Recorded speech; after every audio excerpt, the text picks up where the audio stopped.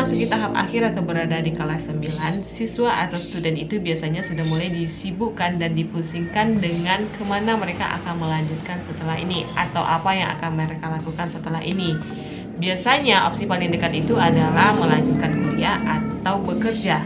Jikalau adik-adik semua memilih melanjutkan kuliah, maka pertanyaan berikutnya adalah di mana dan jurusan apa. Nah, berbicara mengenai jurusan, kalau adik-adik saat ini tengah bingung dan belum mendapatkan gambaran mengenai jurusan yang akan adik-adik ambil nantinya untuk menjadi konsentrasi studinya, maka dan semoga video ini dapat membantu adik-adik semua untuk mendapatkan gambaran terkait jurusan yang akan saya deskripsikan lebih detail di dalam video ini berdasarkan pendidikan yang saya sudah tempuh dulu di semasa kuliah gitu.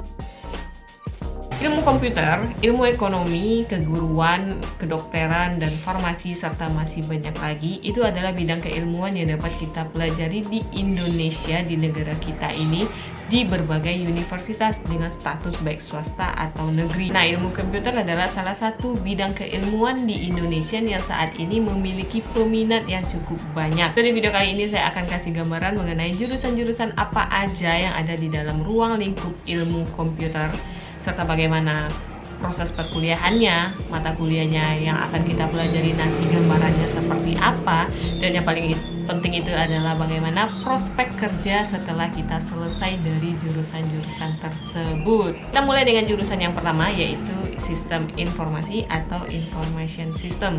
3,5 tahun adalah waktu yang saya investasikan untuk mempelajari bidang ilmu komputer lewat jurusan sistem informasi ini. Yap, saya adalah alumni dari jurusan sistem informasi. Sistem informasi adalah jurusan yang berada di bawah naungan Departemen Fakultas Ilmu Komputer atau Teknik, tergantung dari kampus atau universitasnya masing-masing. Fokus dari jurusan sistem informasi ini adalah membentuk pola pikir seseorang agar mahir dalam menganalisa dan mengidentifikasi permasalahan yang skopnya itu adalah ruang lingkup komputer. Sehingga orang-orang yang keluaran dari jurusan sistem informasi ini nantinya akan sangat dibutuhkan ketika terjadi sebuah permasalahan yang membutuhkan analisa seorang ahli IT di dalamnya. Maka nantinya orang-orang yang keluaran dari sistem informasi ini nantinya akan sangat dibutuhkan untuk menjadi staf di dalam sebuah perusahaan yang lingkupnya itu adalah bisnis yang menggunakan teknologi informasi di dalamnya.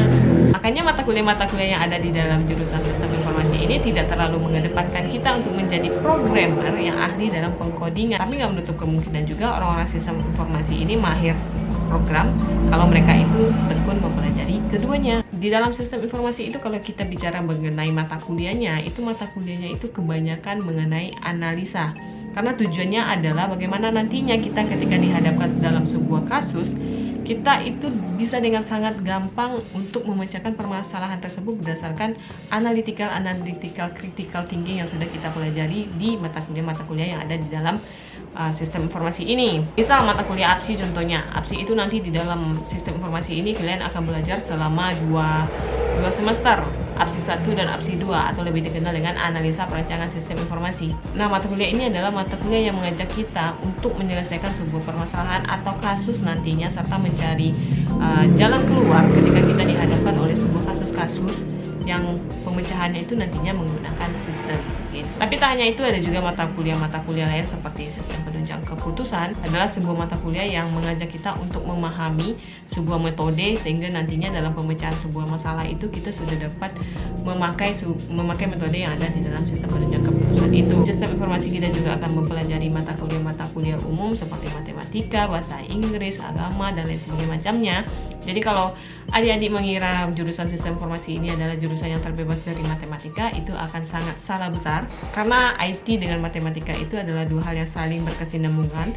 Tapi tenang aja, matematika yang ada di dalam jurusan sistem informasi tidak sulit dan serumit dengan matematika kalau kita belajar secara alami atau realnya di dalam jurusan matematika, karena kita tidak akan mempelajari turunan rumus dan lain sebagainya macamnya gitu. Jadi jangan takut dengan matematika yang ada di dalam jurusan sistem informasi gitu ya. Dan yang perlu ditekankan adalah ketika kalian memilih jurusan ilmu komputer, pastikan kalian punya komputer atau laptop minimal atau notebook gitu kan, karena akan sangat tidak masuk akal kalau kita anak jurusan IT tidak punya laptop atau komputer. gitu ya. Nah, sehingga apa nih prospek kerja yang akan kita dapatkan setelah kita bisa menjadi alumni dari jurusan sistem informasi ini? Ada banyak sekali.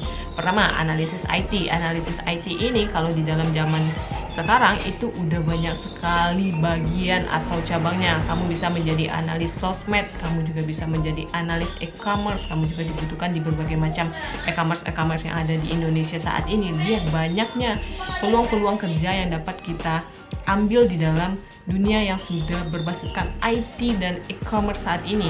Di Indonesia e-commerce itu udah banyak sekali. Lazada, Shopee, Tokopedia, dan masih banyak lainnya.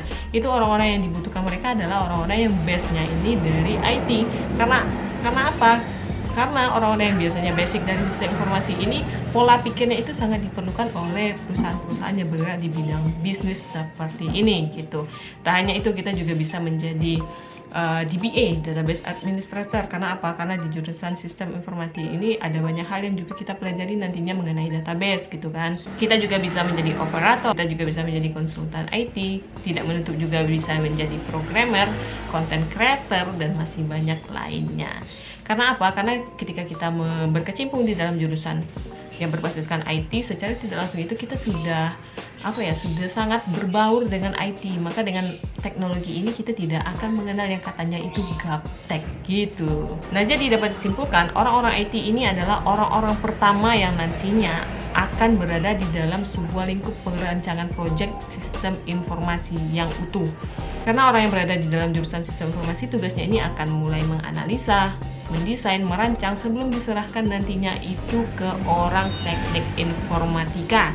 Nah, seperti apa pula jurusan teknik informatika? Mari kita lanjutkan. Nah, sekarang kita berpindah ke jurusan yang kedua, yaitu teknik informatika. Teknik informatika ini adalah jurusan lain yang ada di dalam lingkungan atau ruang lingkup ilmu komputer di dalam suatu universitas atau kampus. Tapi jurusan teknik informatika ini akan lebih mempelajari ilmu komputer ini lebih mendalam dan spesifik. Mata kuliah orang yang berada di dalam jurusan TI ini lebih dekat dengan rekayasa perangkat lunak, pendekatan engineering, atau lebih banyak praktek ketimbang teori-teori yang sudah kita pelajari di jurusan sistem informasi seperti itu. Makanya mata kuliah yang ada di dalam jurusan ilmu teknik informatika ini akan lebih banyak berbahas tentang bagaimana solving problem itu sudah menggunakan coding saat ini, dan metode-metodenya itu sudah lebih detail seperti itu. Jadi kalau kamu suka berkecimpung langsung dengan dunia programming atau codingan, maka